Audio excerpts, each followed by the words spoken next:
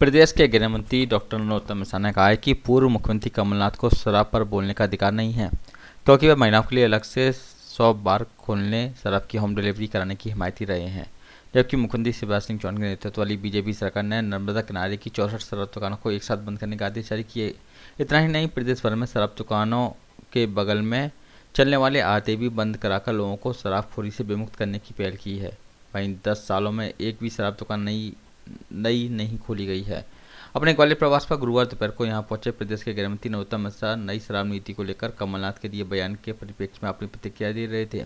पूर्व मुख्यमंत्री कमलनाथ सहित पिछड़े वर्ग संगठन से जुड़े कई लोग जातिगत जनगणना की प्रदेश में मांग कर रहे हैं। इस पर उन्होंने कहा कि पिछड़े वर्ग को आरक्षण मुख्यमंत्री शिवराज सिंह चौहान ने दिया है। कमलनाथ सिर्फ लोगों का ध्यान मुद्दों से हटाने का काम करते हैं, लेकिन उन्होंने जातिगत जनगणना की मांग पर सीधे तौर पर कोई जवाब नहीं दिया। उन्होंने कमलनाथ सरकार की कई घोषणाओं पर सवाल किए। उन्होंने कहा कि कमलनाथ ने बेरोजगारों को भत्ता देने की बात कही थी, किसानों को कर्जा माफ करने की बात कही थी, लेकिन इन बातों का क्या हुआ, इस पर वो कोई बात नहीं करते। गृह मंत्री ने कहा कि उनके मुख्यमंत्री एक दिन में 3-3 स्थानों का दौरा करते हैं, जबकि कमलनाथ का दौरा सिर्फ छिंदवाड़ा तक सीमित रहता है। इसलिए इस साल के अंत में होने वाले चुनाव में कांग्रेस का सूपड़ा साफ हो जाएगा। उन्होंने कहा कि केंद्रीय गृह मंत्री अमित शाह सतना दौरे पर आ रहे हैं, जहां उनका पलक फावड़े बिछाकर स्वागत किया जाएगा। उन्होंने केंद्रीय गृह मंत्री को एक मजबूत नेता बताते हुए कहा कि उनके समय में कश्मीर से धारा 370 हटाई गई, लद्दाख को स्वायत्तता प्रदान की गई, देश को एक तेजस्वी और यशस्वी गृह मंत्री अमित शाह के रूप में मिला है, जिससे देश मजबूती से आगे बढ़ रहा है। मध्य प्रदेश नहीं, मध्य प्रदेश मदिरा प्रदेश है। ये वही कमलनाथ जी हैं जो महिलाओं के लिए अलग से 100 बार खोल रहे हैं।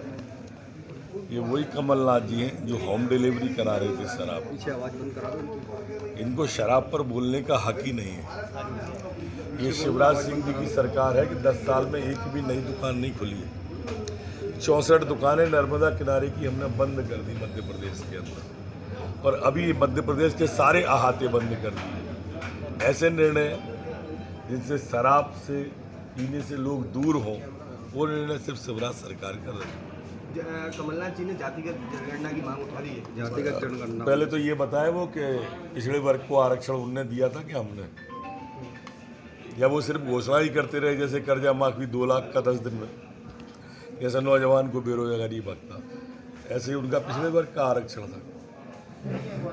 पिछड़े वर्गों को आकर्षित करने के लिए, क्योंकि पिछड़े वर्ग की जो कई संगठन है वो भी मांग कर रहे हैं जातिगत जनगणना की, इसलिए क्या उनके सपोर्ट में खड़े होकर क्या उद्देश्य क्या है? कमलनाथ जी कहीं भी जब भी कोई बात बोले तो आप तय मान के चलिए कि वो भटकाव की राजनीति करना चाहते हैं, लोगों को मुद्दे से भटकाते हैं। विकास यात्रा को लेकर भी कह रही है कांग्रेस की ये मशीनरी का दुरुपयोग कर रहे हैं, आप लोग राजनीतिक इस्तेमाल कर रहे हैं इस यात्रा को। वो तो कहीं आते जाते नहीं, उनके प्रदेश अध्यक्ष कहीं आ नहीं जा पाते, छिंदवाड़ा के अलावा कहीं नहीं जाते। हमारे मुख्यमंत्री चूँकि लगातार प्रवास करते हैं, ये उनकी पीड़ा है।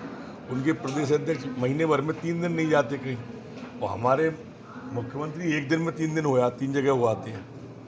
तो ये उनकी पीड़ा है, वो जानते हैं कि इसलिए उनका सूपड़ा साफ होने वाला है। कांग्रेस का राष्ट्रीय अधिवेशन जो हो रहा है कांग्रेस का, उसमें उन्होंने आमंत्रित कर दिया हीरा लावा जी को, आदिवासी नेता है। लक्ष्मण सिंह जी को धन्यवाद देते कि इस बहाने जनजाति की सुध आई उन्हें, अन्यथा ये तो सिर्फ वोटर ही मान के चलते हैं, जहाँ आदिवासी लोग। सर, कल अमित शाह जी मध्य प्रदेश दौरे पर आ रहे हैं। पलक पावड़े बिछाकर प्रदेश की जनता ऐसे यशस्वी और तेजस्वी व्यक्ति की अगवानी के लिए तैयार है, जिसने इस भारत की राजनीति को एक दिशा देने की प्रयास की।